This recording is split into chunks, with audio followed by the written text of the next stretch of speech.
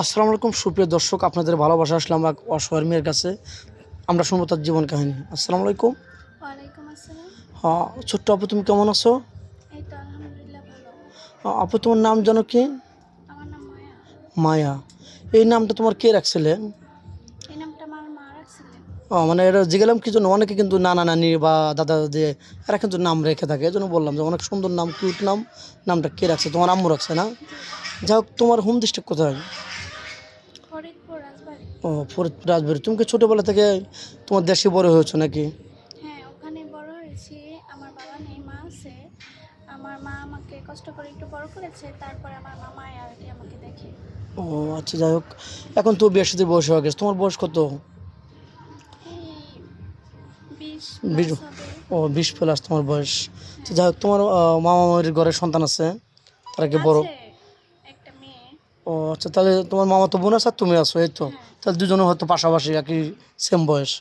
তো এখন আমাদের ভিডিওতে মানে কী জন্য আসছো? অর্থ সহযোগিতা লাগবে নাকি বিয়ে শাদীর জন্য? আমার মামা আমাকে কষ্ট করে বড় করেছে, আর তারও তো একটা মেয়ে আছে। এর জন্য আমি আপনাদের কাছে আসছি, যেন আমি একজন ভালো মানুষের কাছে যেতে পারি। আপনারাও একটু সহযোগিতা করতে পারেন, আমাকে বিয়ে শাদী দিতে পারেন, এরকম ও দেখি। আচ্ছা, মানে তুমি বলতে চাচ্ছ যে আমার মামা তো গরিব, তার হ্যাঁ, তো মেয়ে বড় হয়েছে, তাকে বিয়ে দিবে, আমাকেও বিয়ে দিবে। এটা মানুষ না বললেও মুখ দেখে কিন্তু বোঝা যায় যে এখন কাকে বিয়ে দিবে। দুজনই তো সমান বয়স। এখন আমি চাচ্ছি যে আপনাদের ভিডিওর মাধ্যমে আমার বিয়ে হলে আমার মামা একটু মুক্ত পাইতো, আমার আম্মুটা একটু মুক্ত পাইতো। জি। এমনিতে বিয়ে হয়ে গেল। আর মাঝামাঝি কি যেন বলছিলে, তোমার পড়াশোনা কতটুকু করছো, চালিয়ে যাচ্ছ না? পড়াশোনা হচ্ছে গ্যাপ গেছে কিছুদিন, পরে আবার মামা বলছে যে তুমি পরীক্ষা পড়াশোনা দেওয়ার করো, জন্য, হ্যাঁ। এসএসসি পরীক্ষা।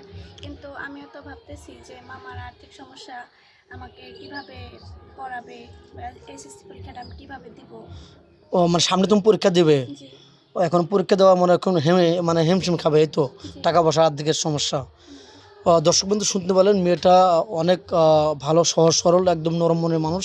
মেয়েটার সামনে পরীক্ষা দিবে এরকম অ্যাপালিটি তার নাই, একদম গরিব। তার মামার কাছে সে মানুষ, তারও মেয়ে আছে। এখন সে নিজে নিজেই শিক্ষিত মেয়েতেও সে নিজে নিজেই বুঝতে পারে যে তার মামা গরিব, তাকে বিয়ে দেবে না আমাকে দেবে। ওর সাথে আমি বাইরের একটু হেল্প নেই, আমার আল্লাহ একদিক দিয়ে ফিরে চাবেই। কেউ হেল্প করবে না হলে কেউ বিয়ে করবে, এর জন্য আসছে। তাহলে কত মানে মনটা কত উদার আর কত ভালো মনের মানুষ, যে তার মামাকে ভালোবেসেই তাকে কিছু বলতে পারে নাই বিদায় আমাদের সাথে দেখা করতে আসছে। এত ভালো মনের মানুষ মেয়েটা। তো যাই হোক, স্ক্রিপ্টটা বেশি বড় করব না।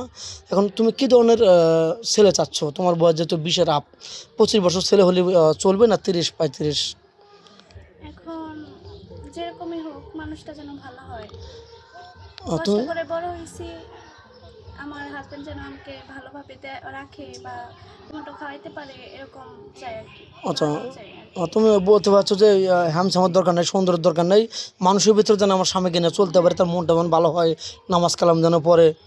একটু, মানে যাই হোক আমাকে খেয়াল খুশি মতো রাখবে, আমি তাকে খেয়াল খুশি মতো রাখবো, জি। এরকম একটা মনের, মানে ভালো একটা মন চাচ্ছ, এই তো। হ্যাঁ, ভালো সুদর্শন সুন্দর ছেলে না, তার মনটা সুন্দর চাচ্ছ। জি। যাই হোক, কোনো বাংলাদেশি ভাই তো অনেক প্রবাসী থাকে, 10-12 বছর 15 বছর হয়ে গেছে। সে তোমাকে লক করলো, বিয়ে শাদী করে প্রবাসী নিয়ে যেতে চাইলো, তোমাকে ওখানে জব দেবে, না হলে তোমাকে বাসা বাড়িতে রাখবে। তোমার কি তোমার আম্মা তোমার মামা প্রবলেম মনে করবে বাইরে না, নিয়ে যেতে কোনো চাইলে? সমস্যা নেই। কোনো সমস্যা নেই। না। যাই হোক, প্রবাসে নিয়ে গেলে তুমি যাবে? জি, যাবো। আচ্ছা, শুনতে পারলেন, দেশ প্রবাস থেকে সবাই দেখছেন ভিডিওটা। জি। প্রবাসে কোনো ভাই বিয়ে করতে চাইলে বিয়ে করতে পারবেন। তোমার ফোন নাম্বারটা দিয়ে দাও। আমার নিজস্ব কোনো ফোন নাই। ও, তোমার ফোন কেউ কিনে দেয়নি? না। যাক, তোমার তো চলাই কঠিন, তাহলে ফোন কে কিনে দেবে, কাকে তুমি বলবে? তো যাই হোক, লজ্জায় বলতেও পারো না মামাকে, যে যদি না কিনে দেয় তাহলে শরম পাইলে না, বড় হয়েছো। যাক, মেয়েটা কোনো ফোন নেই। আমাদের নাম্বার দেওয়া থাকবে, মানে ইউটিউব চ্যানেল কর্তৃপক্ষের নাম্বার দেওয়া থাকবে। কেউ ভিডিও কল দেবেন, অডিও কল দেবেন। ভিডিও কল দিলে ব্লক করতে বাধ্য হবো। ভালো থাকবেন, সুস্থ থাকবেন, আর মেয়েটার জন্য দোয়া করবেন। আল্লাহ হাফেজ।